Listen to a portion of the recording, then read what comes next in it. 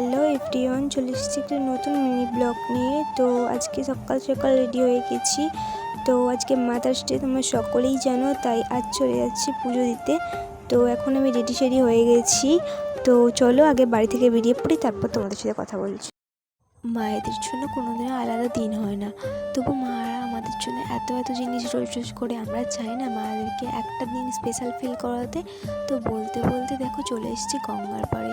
তো গঙ্গার এই ভিউটা এখান থেকে খুবই সুন্দর দেখাচ্ছে, তাই আমরা একটু দাঁড়িয়ে দেখছিলাম।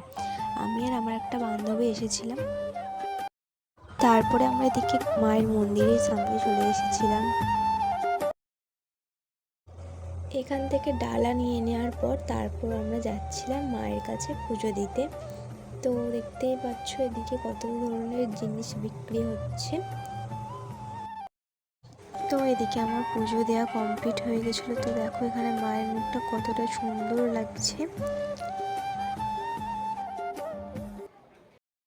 মায়ের মন্দিরে পুজো দেওয়া হয়ে যাওয়ার পর আমি এখানে চলে এসেছিলাম বাবা মহাদেবের মন্দিরে। এখানে একটু বাদি দিয়ে তারপর বাড়ি চলে গিয়েছিলাম। তো বাড়ি এসে আর ভিডিওটা তোমাদের সাথে কন্টিনিউ করা হয়নি। তো এখন হয়ে গেছে সন্ধে, এদিকে আমি রেডি হয়ে গেছি। তো ছোটো করে একটু অনুষ্ঠান করেছিলাম, সেটারই ডেকোরেশনটা তোমাদের সাথে শেয়ার করছিলাম। তো এখানে সবাই খুব আনন্দ করছিল, সবাই খুব খুশি হয়েছিল, বেশি করে মা আর বড় মা। তো এখানে মা আর বড় মা একসাথে কেক কাটছিল। তো আমাদের ছোট্ট একটি আয়োজন যে ওদের এতটা ভালো লাগবে, এতটা খুশি হবে, সেটা আমরা ভাবতেও পারিনি। তো খুব আনন্দ করেছি।